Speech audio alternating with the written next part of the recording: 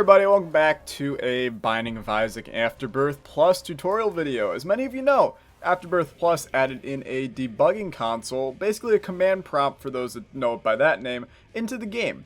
And for those that didn't know that, well, you're likely in for a treat today. The debugging console allowed for mod developers to test certain scenarios, as well as to test their mods to assure they're working in the ways they want them to. Now, if you're not a mod developer, you're probably thinking, alright, time to click off this video, but wait! The console is still useful for the common Isaac player, as you can test out a variety of different scenarios and synergies, as well as to learn a little bit more about the game that you love. There are several different commands in the console that I will show you how to use, at least at a basic level. So let's get started. Before we get into the commands of the console, it's very important to note how to actually open up the console itself. You'll first have to go to the main menu and enable mods from the mods tab. This is pretty simple. You can just press tab and it's going to enable them. These are just two mods that I have put on myself. You don't need either of them in order for this to work. You just have to press tab to enable it. Once you're done, go up, make a new run, go in as any character. I'll go in as Isaac, and it'll load up the game pretty much how anyone would expect to open the game. From here, you hit the tilde key in the top, usually top left of your keyboard, and this will open up the Afterbirth Plus debugging console. From here, we have access to all of Isaac's debugging commands. Spawn. So spawn is our first command that we're going to look at, and it's probably one of the most used ones. It's primarily used to spawn entities in the game. I said entities, not enemies. While it can spawn enemies, it's also used to spawn things like the tiers that Isaac shoots. We can do spawn 2.6 for a dark matter tier. It can also spawn in fortune machines. Do a 6.3 in there. It spawns a fortune machine. Or if we really wanted, let's real quick bomb that out of our way. If we really wanted, we can spawn a familiar around us, such as Demon Baby. And that spawns in Demon Baby. He'll follow us around. He's not going to do anything because he's not actually the item.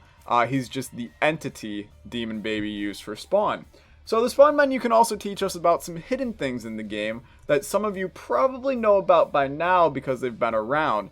So first we got spawn 6.9, haha, hilarious. That is the bomb bum. Many of you may know that there is a hidden bum in the game that will accept bombs. The other hidden thing that we're going to look at is Skinless Hush. So if you do spawn 408, this spawns in this monstrosity, which was a giant red herring, basically. No pun intended on his color, haha.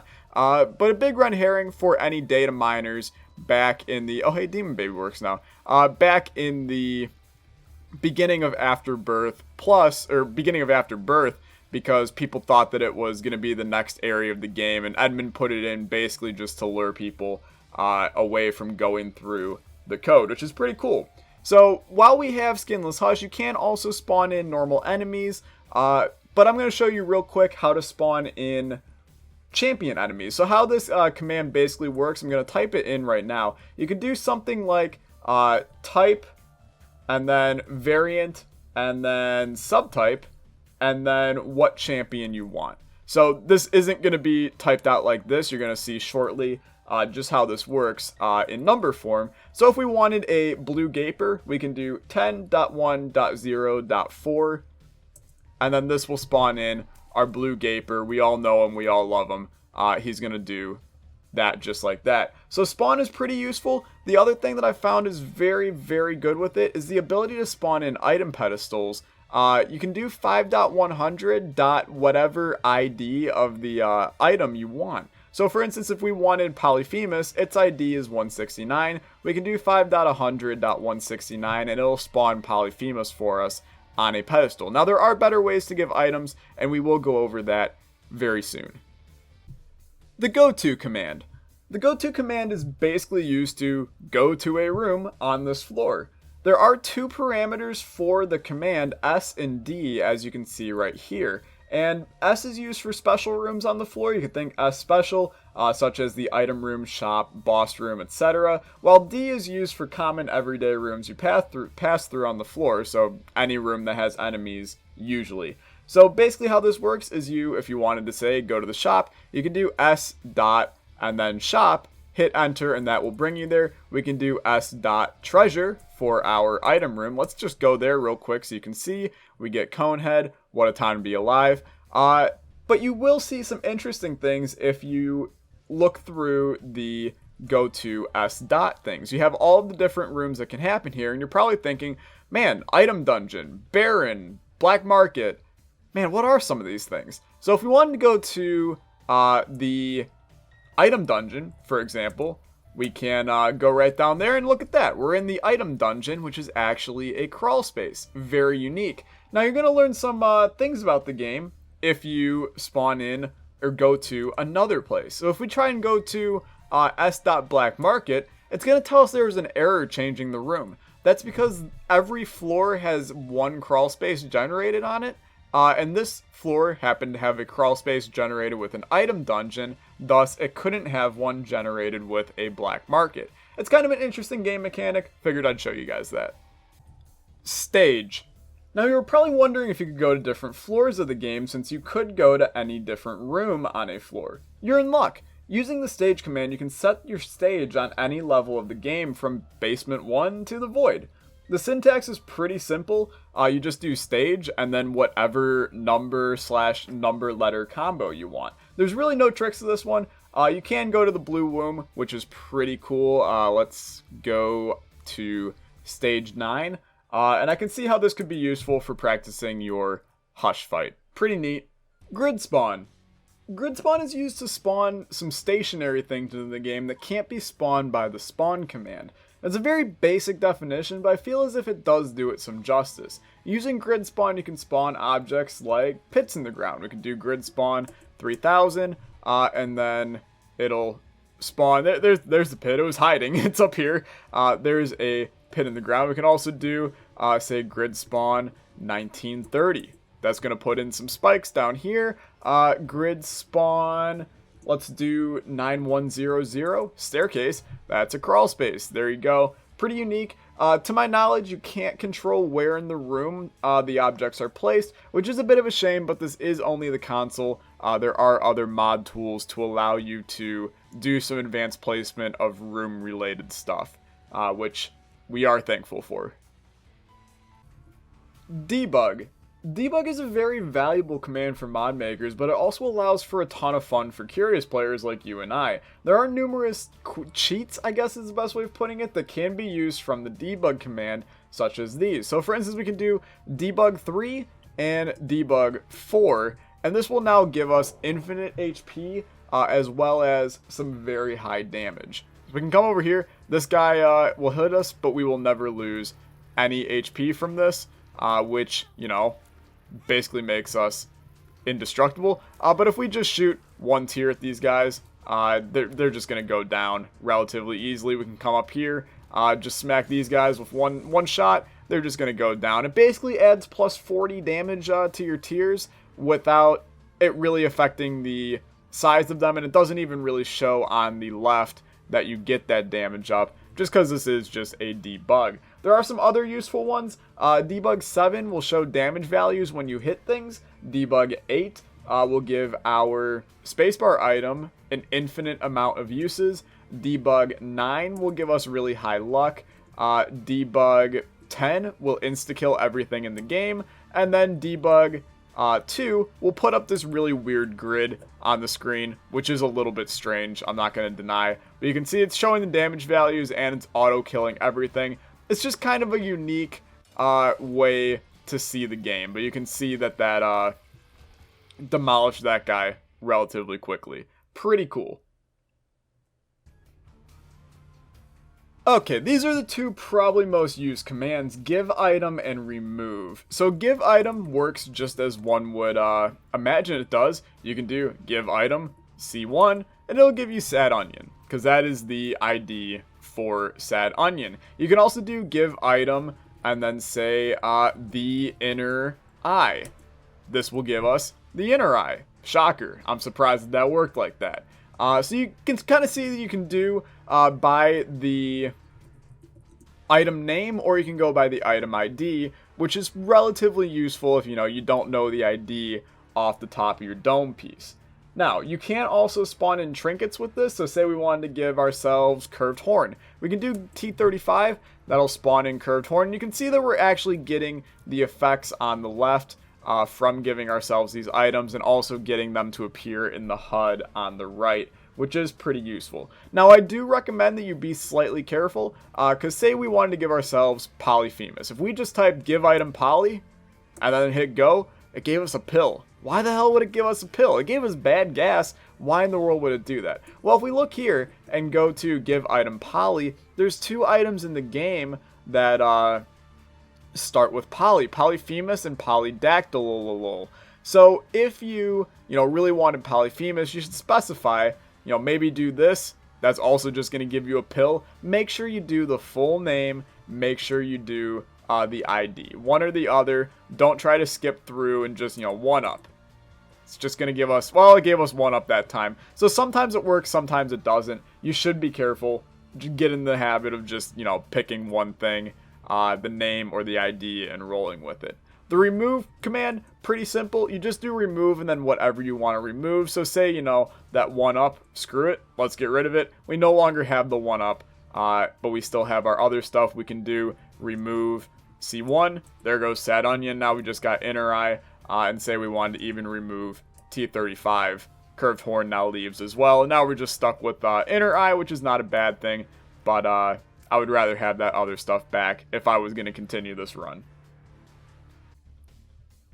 Now, it should be noted that most of the commands that we're going to go over now are not as useful to an everyday Curious Isaac player and more directed towards mod developers. So the first one we're going to look at is Costume Test, and this one's a little bit weird. You basically just type Costume Test and then any number, so 14, sure, and that's going to give Isaac a random costume, and we just so happen to become the Illuminati money god right here, which I could not be happier about. We look absolutely fantastic, but let's give ourselves another costume. Let's go 65. Why not? Now we got a weird pimple on our head. Looks like we have the Purity Aura item. But it should be noted, this doesn't actually give items to you. It just gives the costume on Isaac. I'm not positive how that's useful unless you really enjoyed playing dress up as a kid, and then I guess this is the command for you. So now say we wanted to get rid of this costume that we just put on ourselves. You've probably seen me type this a few times. We can just type restart. And this will restart our run, resetting all of the factory settings back to normal, and having a pretty happy-go-lucky time with that. It's a pretty simple command, won't do much else than restart your run. The next couple commands relate to seeds in the game. So let's look at our seed real quick. KJP7 F9AN. There's no way in hell I'm going to remember that, so let me write that down real quick, just for the sake of this. KJP7 F9AN. Perfect. We can come in here and we can actually just type in seed into here. So say that I went into another map, but I really wanted this seed back. We can type KJP7 F9AN, hit enter, and that will restart our game on this seed. Now say you didn't really want this floor layout though, you could just type reseed, and it'll change up the floor using that same seed, just to make it a little bit different, which can be very useful. Now, you can put the Easter egg seeds onto here, and then say you wanted to clear those off of you, you can do clear seeds, and that will clear the Easter egg seeds off of you, which is pretty useful. Speaking of Easter eggs, if you type in eggs, this will unlock all the Easter eggs from the main menu. We just have to go there and press QE tab. So let's do that real quick. Go back to the main menu, new run, QE tab. QE tab, QE tab, EQ tab, QE tab. Okay, it doesn't like it, I guess. I'm not positive why that's not working, but sure. We'll just leave that at that. It's a new command. I think they put that in recently because it definitely wasn't there the other day when I was making stuff up for this. So that's what the Easter egg command does if I actually showed you anything of how to use it. Next we have Challenge and Curse, and I grouped these two together because I feel like they make sense together, and they both start with C. Look man, I don't know, I'm trying to find connections here. Anyway, Challenge allows you to start up a Isaac run with any of the available challenges in the game. So say we wanted to do Challenge 27, this will load up, the Brains Challenge. I know, everybody's favorite, right? We can then come over here. We can give ourselves, what's Pyromaniac? C190. Let's give ourselves that. And then, oh, that just gave us, that was Pyro. My bad.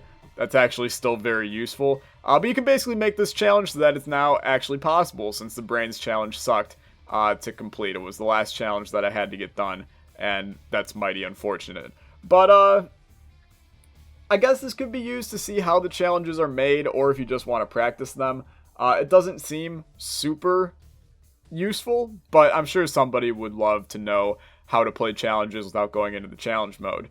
Now, as for the curse command, this one's a little bit different. One would assume that you can just put on any of the curses you want, but it doesn't really work like that. When we do curse 64, it doesn't actually apply any of the curses to you. You can do curse, 127, which is all of them added together. That still doesn't do anything. The documentation says that you put in the sum of the curses you want. It doesn't really make any sense to me. If you know how this works, then please let me know, and I will possibly make a little video explaining just that, so that we have it documented somewhere.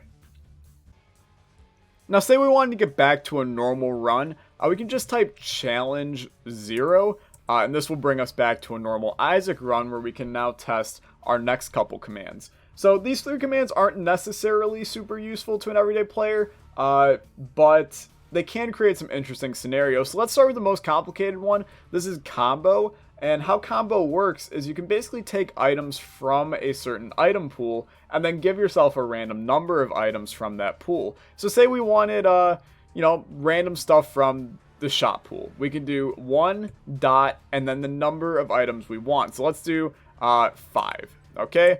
This will then give us 3 items over there and then 1 in our spacebar slot. And you're probably thinking, Tyler, that's not 5 items. That's 3 items. Well, what happened probably was we got another spacebar item, and then Ball of Yarn took that over, or Spool of Yard, Spool, whatever.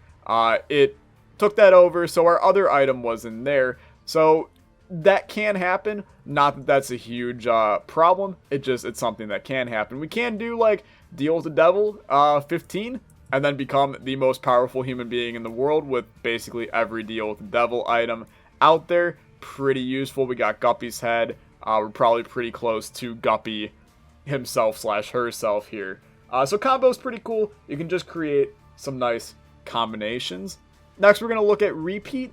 And repeat will basically repeat a certain command a certain number of times. So say we wanted to give ourselves 15 more. Let's just repeat 1, and this will repeat the previous command the number of times I specify. So 1, we'll repeat that again. Now we're Leviathan. We have a bunch of other new stuff here. Pretty neat. Let's restart, and then we'll show another example of this. So say we wanted to grid spawn in some rocks. We'll grid spawn in a rock and put it up here. It's beautiful. It's the best rock I've ever seen. We can do repeat 100. And all of a sudden, we have a bunch of rocks spawning here. And this might not be 100 rocks. If you want to pause the video and count them, be my guest. I'm not going to do that, though. But they can spawn on top of each other. So, say, this rock right here spawned in at 49. It could also spawn in at 77, which wouldn't give exactly 100 with grid spawn. But you can do stuff like spawning in entities a certain number of times, which will give you an exact number. And that can be pretty useful. So finally, we have list collectibles, and list collectibles basically does what it says. It'll list the collectibles that you currently have. We have 1d6. If we had other items, then it would list those down below as well. I'm not positive why this is useful if you have the HUD on the right turned on, but I suppose some people don't have that turned on, and list collectibles could show them their items that way. Next, we have just some random ones that, I'll be honest with you, I didn't have notes for when I was making stuff up for this, because it didn't really, it wasn't documented anywhere. So achievement, I'm not positive what exactly it does. Oh, the achievement's already unlocked. So the certain number related to the achievement will give you that certain achievement, which I suppose could be very useful.